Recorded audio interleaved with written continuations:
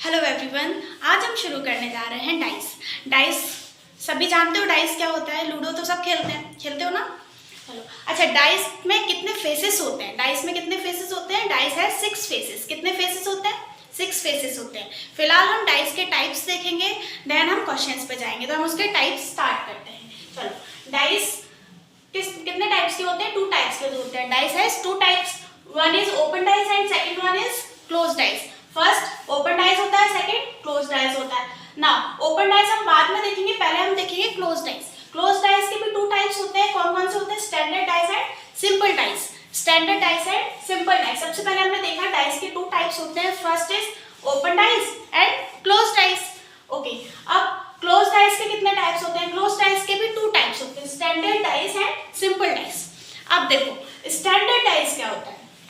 अगर 2 different dice हैं, उनकी अपोजिट फेसेस का सम अगर 7 है तो वो किसकी कैटेगरी में आएगा? स्टैंडर्ड डाइस की कैटेगरी में आएगा। अगर एक सिंगल डाइस है, उसी में 2 फेसेस ऐसे हैं जिनका सम 7 आ रहा है, तो वो क्या है? सिंपल डाइस है। अब उसको मैं एग्जांपल के साथ बताऊंगी विद डेफिनेशन। अब हम देखते हैं स्टैंडर्ड डाइस विद एग्जांपल।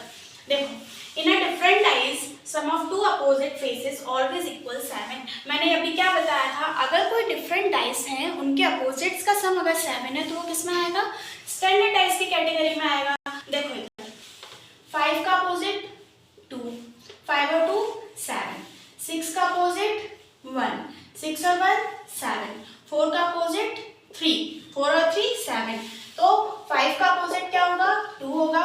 4 का अपोजिट क्या होगा? 3 होगा। 6 का अपोजिट क्या होगा? 1 होगा। ये तो स्टैंडर्ड डाइस की बात हो गई। अब हम आ जाते हैं सिंपल डाइस में। सिंपल डाइस में मैंने क्या बताया था?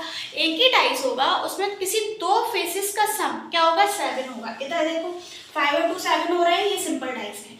4 और 3 7 हो रहे हैं, ये सिंपल डाइस है। ठीक है, अब यहाँ पे 5 का अपोजिट 2 और 6 को छोड़ के, इन तीनों में से कुछ भी हो सकता है। 5 का अपोजिट 2 और 6 को छोड़कर 1 3 4 में से कुछ भी हो सकता है ना। ऐसे ही 2 का अपोजिट भी सेम ही रहेगा। 2 का अपोजिट 5 और 6 को छोड़ के कुछ भी हो सकता है। 5 और 6 को छोड़ दो तो कितना बचेगा? सेम यही बचेगा।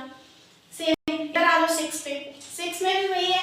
6 इस डाइस पर है, तो इस डाइस में जो भी होगा वो 6 का अपोजिट नहीं होगा। बाकी जो बचेगा वो 6 का अपोजिट हो सकता है। चलो, स्टैंडर्ड डाइस में क्या है? स्टैंडर्ड डाइस में किसी भी 2 डाइस का अगर अपोजिट साइड का सम 7 है तो वो क्या आएगा? स्टैंडर्ड डाइस आएगा। बाकी सिंपल में एक ही डाइस में 2 फेसेस का सम 7 होता है। अब हम आते हैं इनके क्वेश्चंस पर। अब हम कंडीशंस देखेंगे। कंडीशंस किस टाइप के क्वेश्चन में क्या करना है। चलो, जैसे हमारा फर्स्ट है, if one number is repeat. अगर कोई भी 1 नंबर या कोई 1 अल्फाबेट अगर रिपीट हो रहा है तो उसको कैसे सॉल्व करेंगे, अपोजिट्स कैसे निकालेंगे। इधर देखो, इनमें क्या कॉमन दिख रहा है? F कॉमन दिख रहा है। क्या कॉमन दिख रहा है? F कॉमन दिख रहा है। अब जहां से जो कॉमन दिखता है ना, वहां से हमें क्या लेना है? क्लॉकवाइज लेना है। क्या लेना है? क्लॉकवाइज लेना है। इधर F था, इधर F लिखा। अब क्या करना है? क्लॉकवाइज लेना है ना। तो F के बाद क्या आएगा? B आएगा। B लिख लो यहाँ पे। B के बाद क्या आएगा? A आएगा। यहाँ पर मैंने लिखा A। इधर देखो, यहाँ पे भी F है, तो यहाँ से भी क्या करना है? क्लॉकवाइज चलना है। क्या चलना है? क्लॉकवाइज चलना है। तो F अपन ने पहले लिख लिया। अब F के बाद क्या आना है? C आना है। C के बाद क्या आना है? D आना है। D। तो इसका मतलब क्या हुआ? B का अपोजिट C है, A का अपोजिट D है, तो F का अपोजिट क्या होगा? ऑब्वियसली क्या बच रहा है? E बच रहा है ना, क्योंकि A B C D E बच रहा है। क्या बच रहा है? E। तो F का अपोजिट क्या होगा? E होगा। क्या होगा? E होगा। चलो इधर आ जाओ। इधर भी सेम पैटर्न फॉलो करना है। इधर क्या कॉमन दिख रहा है अपन को? ब्लैक कॉमन दिख रहा है। ध्यान से देखेंगे, क्या दिखेगा? कॉमन, ब्लैक कॉमन दिखेगा। जो कॉमन दिखता है वहां से कैसे चलते हैं? क्लॉकवाइज चलते हैं। तो क्लॉकवाइज चलेंगे, कैसे चलेंगे? यहां से चलेंगे। देखो क्या लिखना है? पहले ब्लैक लिखो। ब्लैक के बाद क्या है? रेड है। क्लॉकवाइज चल रहा है ना, तो अपन क्लॉकवाइज चलेंगे। ब्लैक के बाद रेड, देन व्हाइट। अब इधर देखो, यहाँ पे भी ब्लैक कॉमन है ना, ब्लैक से क्या करेंगे? क्लॉकवाइज चलेंगे। ब्लैक से क्लॉकवाइज चलेंगे तो पहले तो ब्लैक आएगा। ओके, ब्लैक के बाद क्या आएगा? पिंक आएगा। एंड लास्ट क्या बचेगा? येलो बचेगा। क्या बचेगा? येलो। तो इसका मतलब क्या हुआ?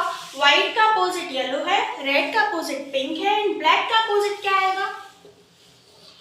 वो अपन कंफर्म नहीं कर सकते क्योंकि यहाँ पे कुछ दिया नहीं गया, यहाँ पे अल्फाबेट्स थे तो अपन ने कंफर्म कर लिया था, यहाँ नहीं कर सकते। लेकिन यहाँ पे पूछा क्या है, रेड का पूछा है, तो रेड तो अपने पास है, रेड का अपोजिट क्या है, पिंक। नेक्स्ट हम कंडीशन नंबर सेकंड देखते हैं।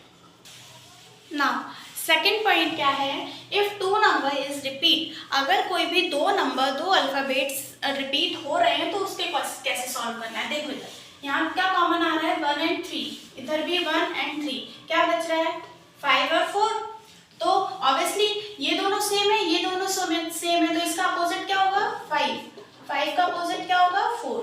बात सेम ऐसे ही 3 का अपोजिट भी कुछ भी हो सकता है। यहाँ कंक्लूजन क्या निकलेगा, 5 का अपोजिट है 4। इधर भी देखो जो सेम है वो वैसे ही रहेंगे। इधर क्या कॉमन आ रहा है, क्या कॉमन आ रहा है, जी कॉमन आ रहा है, जी कॉमन आ रहा है, यहाँ क्या कॉमन आ रहा है, एफ कॉमन आ रहा है। इसका ऑटोमेटिक मतलब क्या हुआ, ए अपोजिट है किसके, बी के। आज हमने 2 कंडीशंस देखे, हम नेक्स्ट क्लास में कंटिन्यू करेंगे, तब तक के लिए कीप प्रैक्टिस।